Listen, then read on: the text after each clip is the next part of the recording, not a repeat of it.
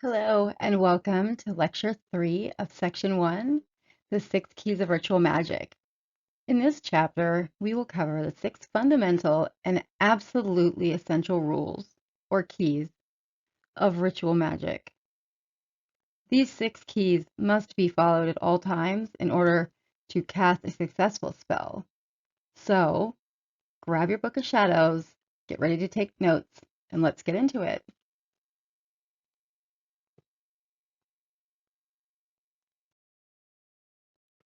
So the first key of ritual magic, or the first rule of ritual magic, is that of entering into an altered state of consciousness.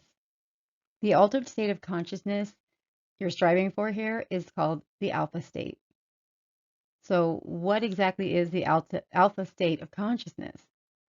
Well, the alpha state is a state of wakeful relaxation. It's also relaxed alertness. Your brain is calm, but aware and focused. There is a decrease in beta waves and an increase in alpha wave activity.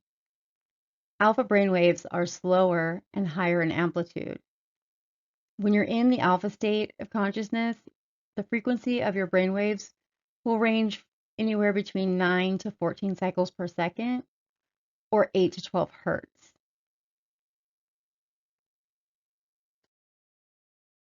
So how exactly does one achieve the alpha state of consciousness?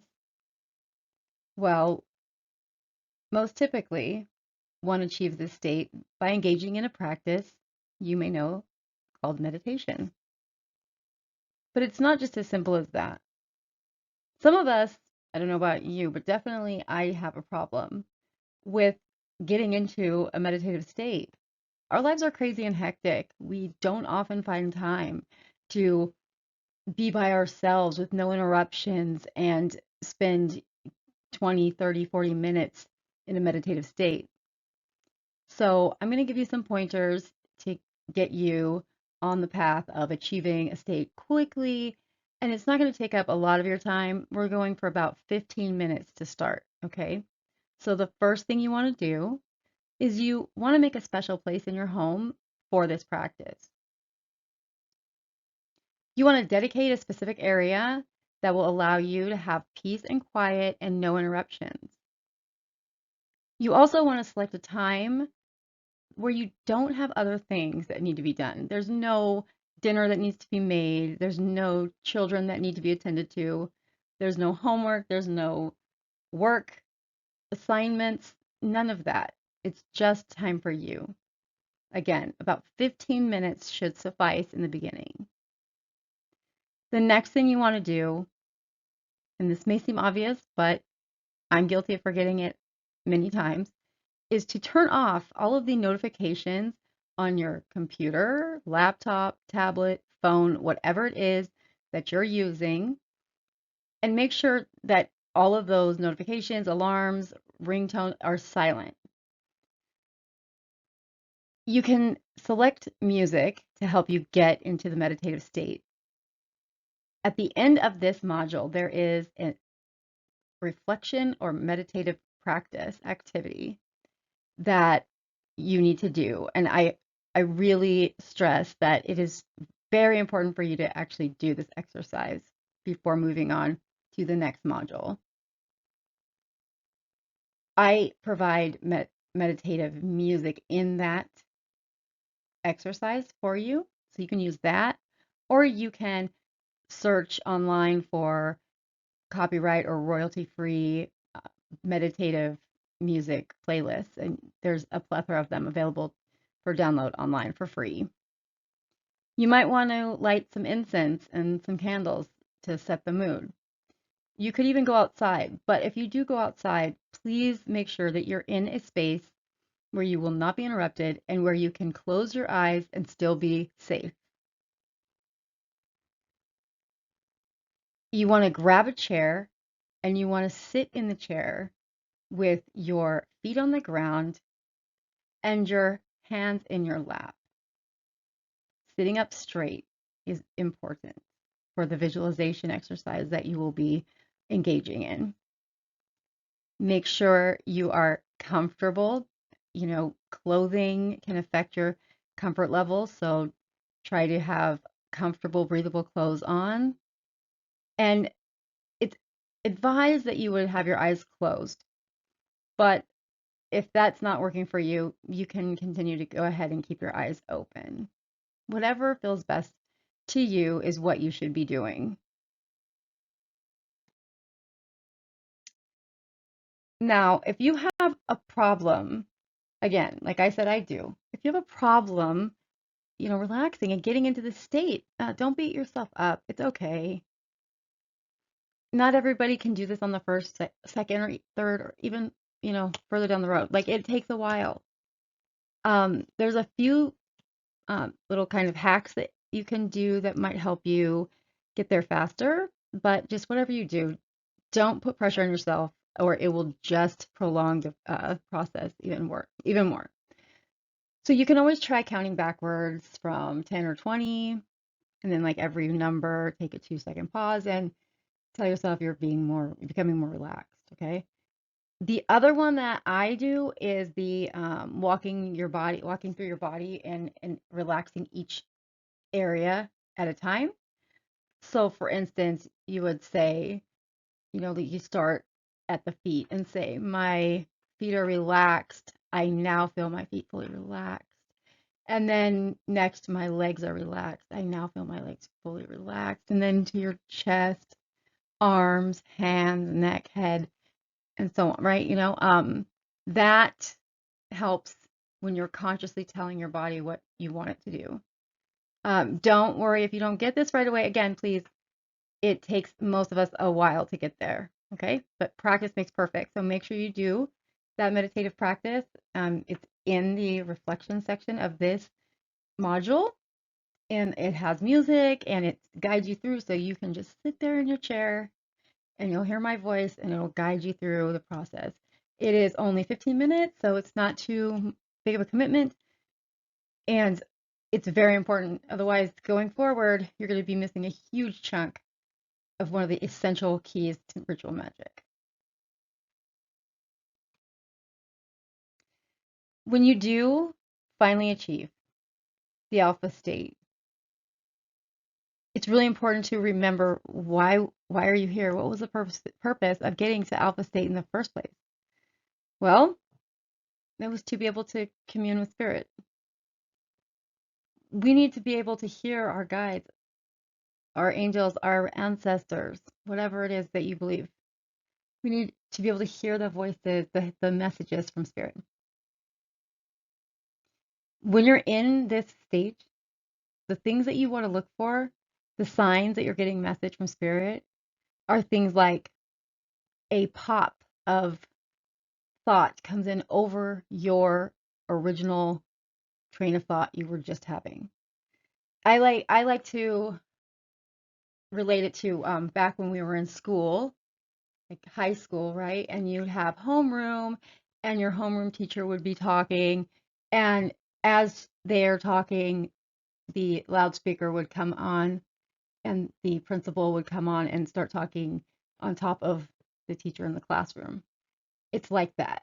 It's like still in your voice mostly. Usually it will still be in your own voice. And that's the thing a lot of people don't clarify when we're talking about receiving messages from spirit. For a very long time, I was under the impression that a message from spirit would sound different than how it sounds when I talk to myself in my inner dialogue. It doesn't. So for years, I thought I wasn't getting any messages because that's my voice. It wasn't until, not very long ago, less than 10 years ago, that I had an example that happened to me where it was clear that it was not me, but it was still in my own inner dialogue voice. So pay attention to intrusive thoughts that pop up that are giving information that seem completely random and pointless. That usually is a good sign. There's a lot of other things. Like you can also listen for guidance. You can say, like, should I be doing this spell? Am I doing the right thing? And, you know, look for signs of approval. And if you get signs of disapproval, then, maybe ask for clarification on what you can do to modify your plan that would gain their approval. Okay. Um, it's really important that we make sure that we are not causing any disruption on the other side when we do our work. Okay, so that was the first key. The first key was entering into an altered state of consciousness, the alpha state. The second key now, and this one, if it is not followed, it can quite literally result in dire consequences. And that is the key of maintaining clear intent. You need to know exactly what you want out of your spell before you get into doing your spell. You need to set your insight, you need to set your focus on the end result of your spell and not dwell on all of the how, what, why, how's it going to work. And never include anything negative or that you don't want when you're visualizing the success of your spell. You only think about the good outcome that you want, the desired outcome. There are some spells that require, um, for you to say incantations. In these, it is so important to make sure that you have accounted for every single variable that could go wrong. We'll get to that later on, but it's just that spell crafting is it's serious work because it will produce a result when done correctly. There's a catch to that though. With the things you want also will come the things you don't want unless you accounted for them ahead of time. So clear focus and intent. The third key is the key of unwavering conviction. This is also absolutely mandatory, as failure to abide by this rule will result in the failure of your spell. So this is the idea that you are determined, you are positive about it, you are not sitting there going, oh, I don't think it's going to work, I don't know. No, that you've already, if that's how you're thinking, you've already lost it. You've already undermined yourself at that point. You must be able to see yourself in the end result. You must have absolute determination and conviction and earnest desire to see yourself succeed in this spell. Allow your emotions to become involved. The more energy that you put into it, the far more likely your spell will work and be successful. It's really simple. Just know it, just be confident that it's going to work. Don't question it. Questioning it is very bad. And it can be hard though. Our left brain tends to want to analyze things, okay? Now, you can't cast a spell without first raising your vibration to the energy, like to the level required. So the fourth key is raising and releasing energy. Now you can raise energy however you like. You could chant, sing, beat on a drum, some other musical instrument, dance around. Personally, I like to listen to music and dance or clean, even cleaning. I get hyper focused. It's like my meditation. So whatever resonates with you, whatever makes you feel alive, I guess would be a good way to put it.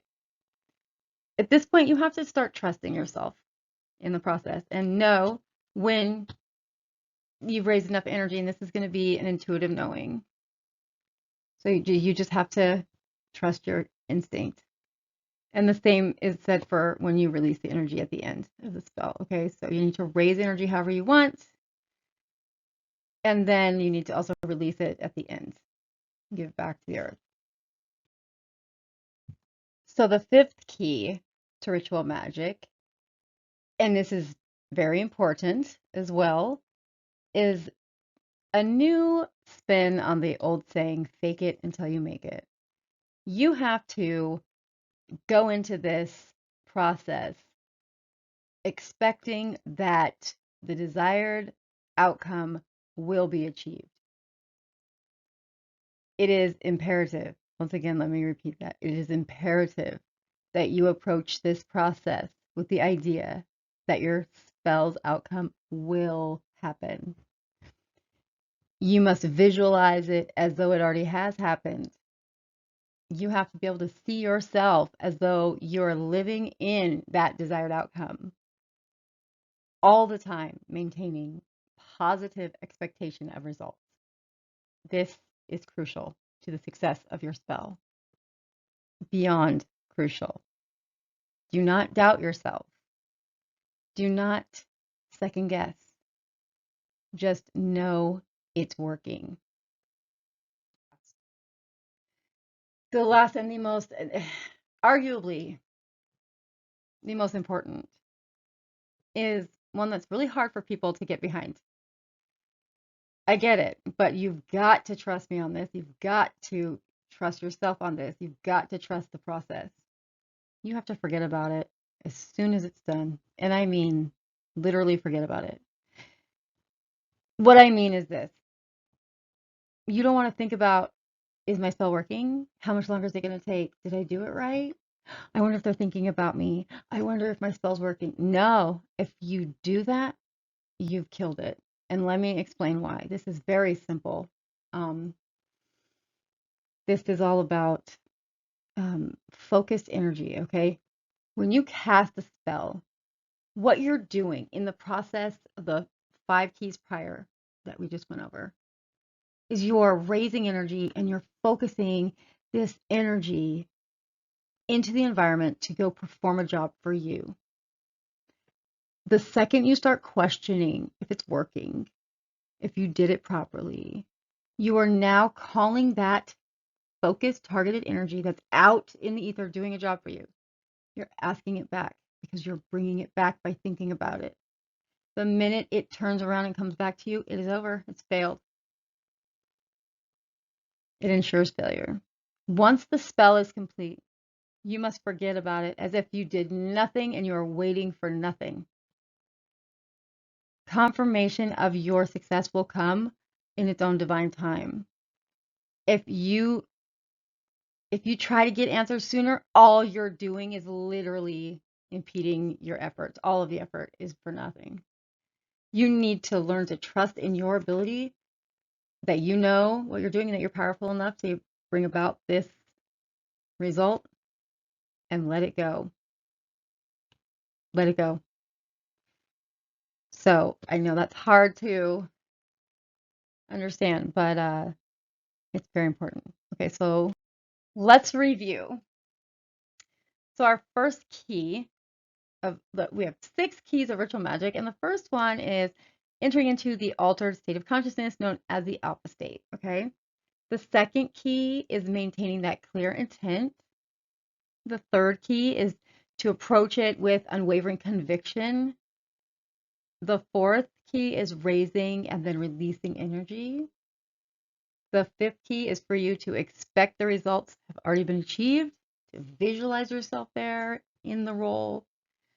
And the sixth key is to forget you did it the second it's over with.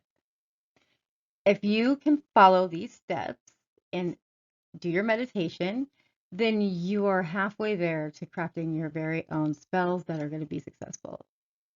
So in the next lesson, we're going to get a lot more into moon phases and types of spells. It's going to be a lot of fun. I will see you on the other side.